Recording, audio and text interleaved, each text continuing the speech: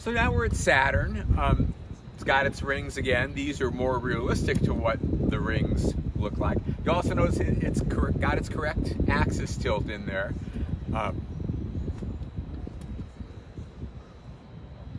You see a few moons there, but not Titan because it's not inside close enough.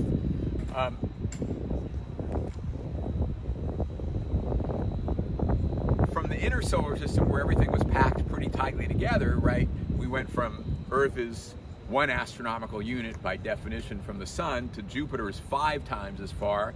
Now we're 10 times as far, and you can always get it off of the table down here also, the distance there. And we're going to go again another 10, twice this distance to get to Uranus. So you can really start to see that the outer solar system is really, really spread out.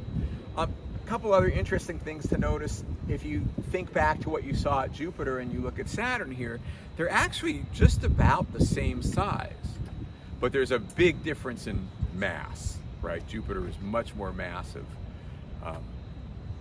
3 times as massive as Saturn is.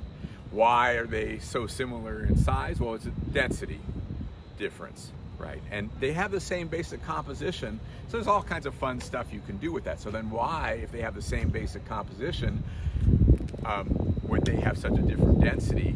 And it's basically just gravity, right? So if you pile more mass on to Saturn, you know, if you start at this size and you start throwing more mass on it, you'll get more mass, but it won't get any bigger. It'll just get denser. Jupiter is actually pretty close to being, Jupiter and Saturn both are pretty close to being the biggest you can get a planet to be in diameter. If you keep piling mass on, it'll actually at some point start to shrink a bit because the density will start getting higher. So a lot of fun things. Titan is a really interesting place, even though you don't see it in here, but Titan is the only moon in the solar system with a substantial atmosphere. The atmospheric pressure on Titan is 1.5 times that of Earth. So you could actually be outside without a spacesuit comfortably in terms of the pressure, not so comfortably in terms of the temperature. But the only place where, I think it's the only place really in the solar system where you could stand on a solid surface outside and not die from the pressure alone. So other things that might kill you, like the temperature, but not the Unless pressure. you're Canadian. Yeah. Yep. All right, let's go on off to Uranus.